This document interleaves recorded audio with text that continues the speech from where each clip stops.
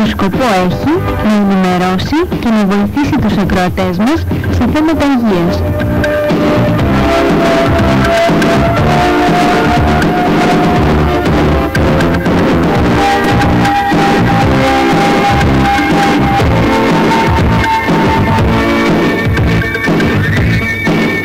Για την εκπομπή αυτή συνεργάζεται η Επιστημονική Επιτροπή του Γενικού Νοσοκομείου Φλόρινας.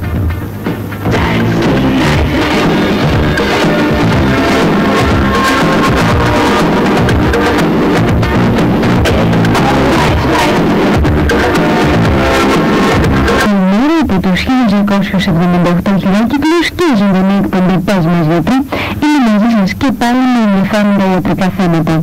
Την εκπομπή αυτή επιμελούνται και παρουσιάζουν ο Τίνα Πάνη και ο Βασίλης Χατζής σε συνεργασία με την Επιστημονική Επιτροπή του Γενικού Νοσοκομείου Φλόρινας.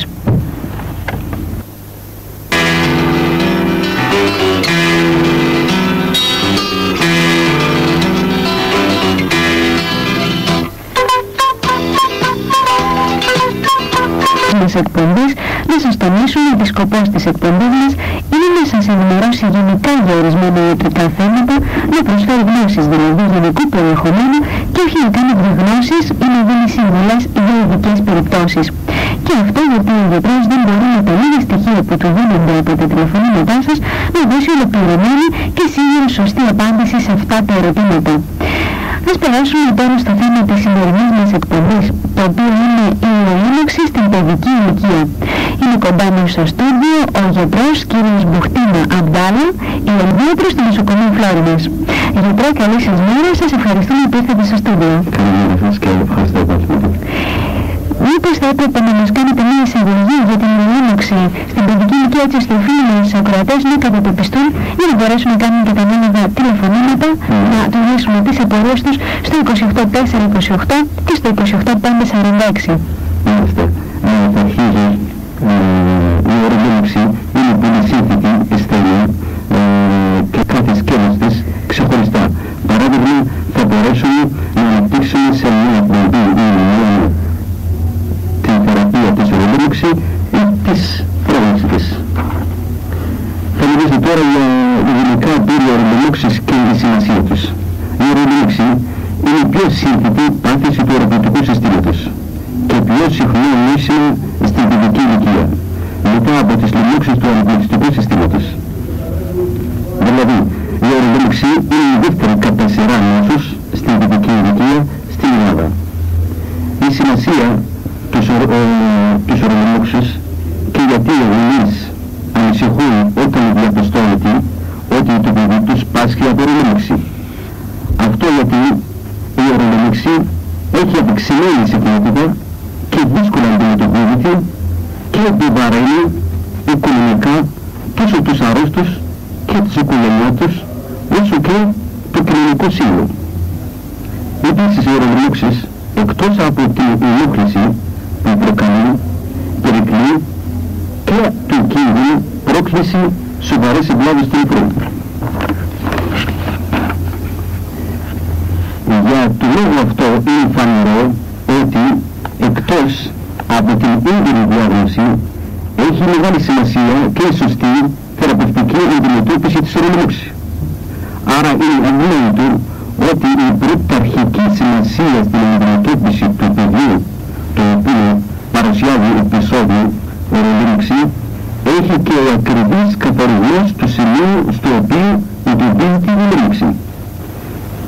Έχει διαπιστωθεί ότι όταν η ουρολίνωξη περιορίζεται στο κατώτερο οροπητικό, δηλαδή όταν πρόκειται για κλειστήπεδα, τότε δεν υπάρχει κίνδυνος να αναπτυχθεί βλάβη στο νεφρό.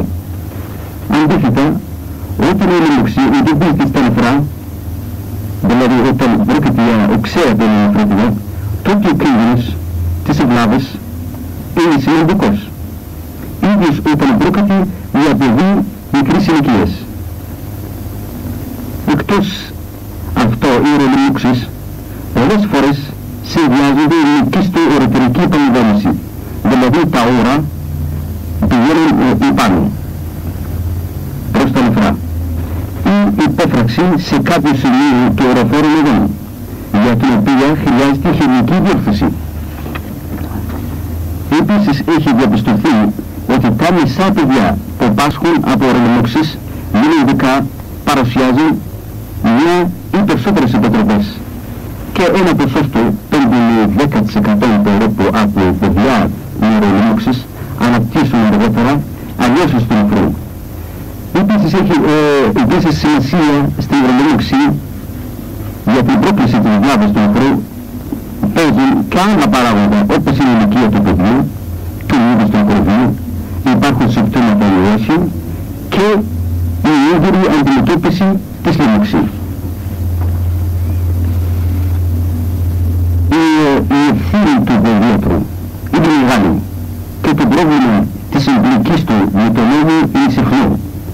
Συνήθως όταν δεν γίνεται αποκάλυψη ιδέρως μια ορολόμηξης με επανεγκρέμισης, με αποτέλεσμα μελλοντικά του παιδιού να πάθει βλάβη στο νεφρό. Επίσης και σε άλλες περιπτώσεις όπως η συγγενής εξάρτημα του ισχύου ή σε εκρυψοχεία. Και να περάσουμε γιατρέ στην πρώτη ερώτηση. Γιατί παρουσιάζουν συχνά ορολόμηξη τα μεγαλύτερα αγόρια, ενώ τα κορίτσια την παρουσιάζουν σε ηλικία άνω των 2 ετών? Κοιτάξτε, αυτή η απάντηση μάλλον θα το δώσω αργότερα. Να μιλήσω τώρα απλώς για την συχνότητα. Όπως είχαμε πει ότι η ορολόμηξη είναι οι πιο συχνές μικροβιακές λοιμώξεις της παιδικής ηλικίας, η συχνότητα των ορολόμηξεων στα παιδιά διαφέρει ανάλογα με την ηλικία του φίλου, αν είναι αγόρι ή κορίτσι, το τρόπο με το οποίο εκδηλώνεται, δηλαδή αν είναι συμπτωματική ή ασυμπτωματική ορολόμηξη. Στην νεογνική ηλικία ορολόμηξης είναι περισσότερα συχνά στα αγόρια και έτσι η απάντηση στην ερώτησή σας πιθανώς διότι τα αγόρια παρουσιάζουν συγκρίσιμες ανομαλίες του οροπητικού συστήματος. Μετά την ηλικία όμως αυτή είναι συχνότερες οι ορολόμηξεις στα κορίτσια. Έτσι στην σχολική ηλικία η πιθανότητα στην οποία έχει ένα κορίτσι για να παρουσιάζει ορολόμηξη είναι 30 φορές μεγαλύτερα από ό,τι ένα αγόρι. Επίσης με έχετε ρωτήσει για τι είναι στα κορίτσια είναι συχνά ορολόμηξης. Αυτό πιστεύω ότι σε αυτό ότι η μικρή ερήθρας στα κορίτσια διευκολύνει την είσοδο του μικροβίου στην οροδόχοσκιστή και αποτελεί την πιο πιθανή εξήγηση για την μεγαλύτερη συχνότητα με την οποία παρουσιάζουν οι λοιμώξεις αυτές στα κορίτσια in σύγκριση με τα αγόρια. Άρα η ανομαλία στην συχνότητα ανάμεσα στα κορίτσια και αγόρια έρχονται περίπου 8 προς 1. Μάλιστα. Θα μιλήσω τώρα για την αιτιολογία της ορολόμηξης